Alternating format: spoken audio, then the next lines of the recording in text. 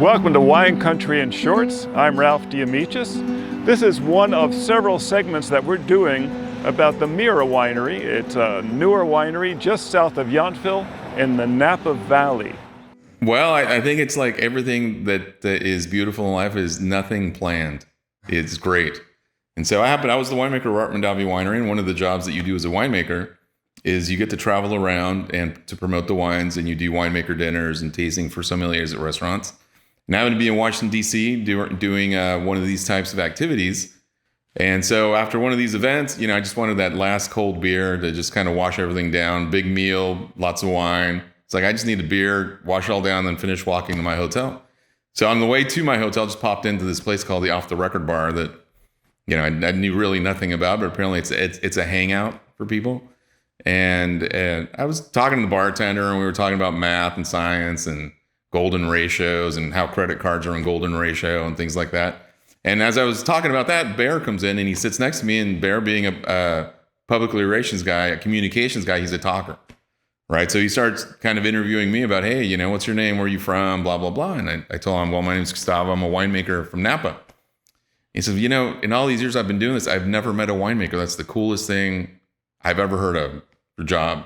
How do you get into that? So, during the course of the evening, talking about being a winemaker in the Napa Valley and things that you need to do to make great wine. And by the end of the night, we became really, really good friends. And I kind of spilled the beans a little bit on him that I wanted to have my own little wine project in the future. And he says, well, I'd like to be a part of that too, if I can in any way. And I said, okay, I've heard that before. I've heard you make friends before in the bar and then nothing happens. But we actually remained in touch for 3 or 4 years. And one of the things that I told him when I met him was, you don't, most of the grape growers in Napa don't make wine, and you just have to know the right people to get the right grapes. And when they become available, you just hire a place that will follow the orders to make the wine for you. And that's kind of how we all got started, and he's really good at putting stories together and taking, I'm more of a technical guy. I'm not as much of a poet when it comes to writing. And he does a really good job of translating some of the technical stuff into poetry, let's say, for people to consume it a little bit easier, maybe, and understand it a little bit easier than just pure technical information. Well, the golden ratio is something that's always been part of our story because it basically kicked off the conversation with Bear.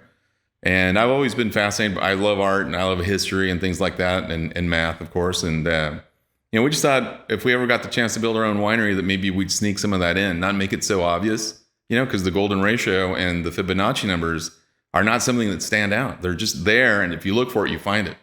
And that's kind of what we wanted to do if we ever got the chance to build our own place. So fortunately, when we kicked off, the property was bought in 2016. And the minute we started talking to the architect, we started discussing about how can we incorporate some of this into the architecture of the winery and the hospitality area. This was another thing that we were very, very fortunate, because we started looking for a while for a place. We started our first vintage in 2009. And so we were custom crushing, up until we built the winery in 2016. But the reality is we started looking for a place around 2014. And we looked at a lot of different possibilities. And somehow, through the magic of magic, Bear heard from a friend of a friend that this property was for sale or was going to be for sale. And so he asked me to go take a look. And I said, I know exactly where it is. Because when we get heavy rains here every 10 years, it floods the highway and people can't get through. But I thought, that's going to be a magnificent place for us to maybe establish some new vineyards and to build our winery, because we're in the Yountville, VA. We got excellent visibility. And that's basically how it all came together. It's just, we heard from a friend of a friend, and here we are. We have 10 planted. So when we bought the property, there was Merlot and Chardonnay. There was no buildings. And so we decided, instead of just making room for the building, let's just clear everything out and start over. And so we replanted the 10 acres. We have 6 different varietals. We have Cabernet Franc, 2 different clones, which, we did some research to try to figure out what we thought would work the best on our spot here, knowing that we have a pretty high water table, and we're lucky to have the water that we do in years like this and previous years. And so, we found clones of Cabernet Franc to plant. We found Merlot, Petit Verdot. We're going to work well here. On the white side, I think we know already from the neighbors that whites do really well here. And Sauvignon Blanc is a pretty easy grape to find in the area, but we decided to do something a little bit different. And in addition to planting a little bit of Sauvignon Blanc, plant Sauvignon Gris. And so we're pretty excited about what we planted and what's coming up. And to finish it all off, we planted one block to Cabernet Sauvignon, head trained, non-irrigated. So I've noticed a whole bunch of head trained vines in the area. Starting to, yeah. And I know ours are a little bit taller. I noticed a few around here that are on the short side, but we think because of the water table here, it's going to do really, really great. So we had a couple of different architects. The architect of record is Steve von Raesfield. And basically he calls himself, what do they call it? Enotecture, because he specializes in wineries. And so he's the one that we contacted him a while ago before we even had the property, when we were thinking about building a place, just to get opinions on the different sites that we'd been looking at. And so he did a phenomenal job here of putting everything together. And for somebody that knows how to do wineries was essential for us, because a lot of times I worked in other places where it's all about the aesthetics and then the operations stuff for a little bit. And he did a fantastic job of putting the production area together too, to knowing what size tanks we can put in there and how much space we need to maneuver and all that stuff. So he was fantastic. I think it's exactly what you just described. There's this comfort level here. And I think that's maybe a little bit, not necessarily a mathematical thing about the golden ratio, but something about that you feel it in the building. It feels so human. The dimensions are very human. And when you go into the cellar and you take a look at the tanks and the size of the operation there, it's very cozy.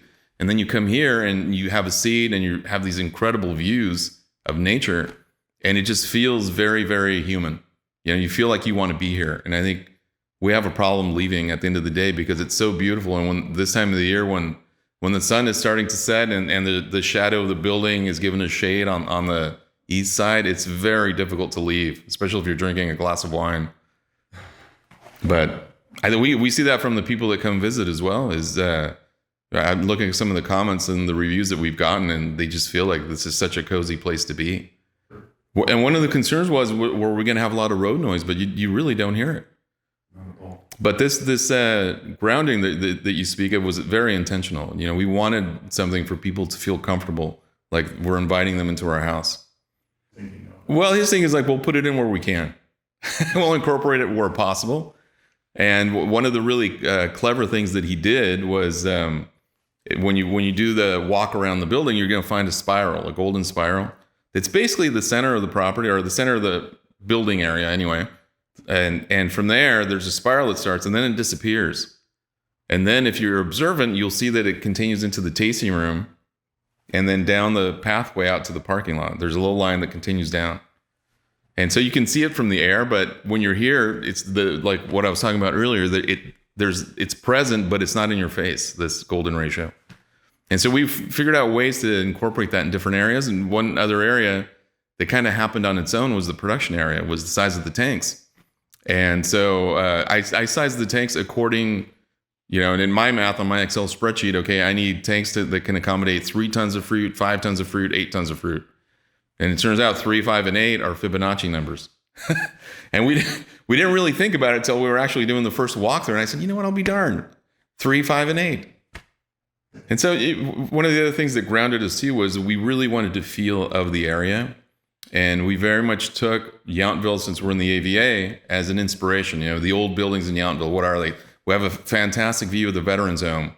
One of the other architects that helped us with the aesthetics, I gave him these different buildings to contemplate and help us come up with a more of the area look, right? And I said the stone buildings and the brick buildings and the tile roofs and things like that harkened back to an era that the valley was just starting out. And then as Bear puts it, the storyteller, we wanted something to look like if George C. Yount walked through here, he would be familiar with the surroundings. Officially, there's 2 of us in production. So we have a very small team in general, and we all end up doing a little bit of everything. Of course, not everybody can be the winemaker, so, I get to keep that title. But yeah, and on the production side, there's just 2 of us, and we've actually worked together for almost 20 years. So in my previous life for Art Mondavi, when I was the winemaker responsible for all the reds, and my assistant winemaker here, Jesus, he was the cellar master. So we were kind of the team, the quarterback and the wide receiver situation, or the pitcher and the catcher, whatever your preference is in sports. And we just worked really, really well together. We have a lot of things that we like in common. And one of the main things that we have in common that we like is making world-class wine. I think that's something that when we worked at Ralph Mondavi under the Mondavi family, we really picked up on that, and he's got that same goal here, is that we want to make the best, be among the best winemakers in the world here. So it's great to have somebody like that on the team, and that, you can leave and not have to worry about things not being done correctly, because what you're thinking, he's already doing, and vice versa. Yeah. And I would say, Napa is, after having worked in different parts of the world, Napa is such a unique place to make excellent wine. And, it's like you just described, you don't necessarily have to do much, especially here, to make a really great wine. But if you want to take it to that next level where it's got that, there's something about this wine, but I don't know what it is type thing that you keep going back to, it takes a little bit more than just what nature gives you. You have to have people that are passionate about what they're doing to put that into the wine too, that passion.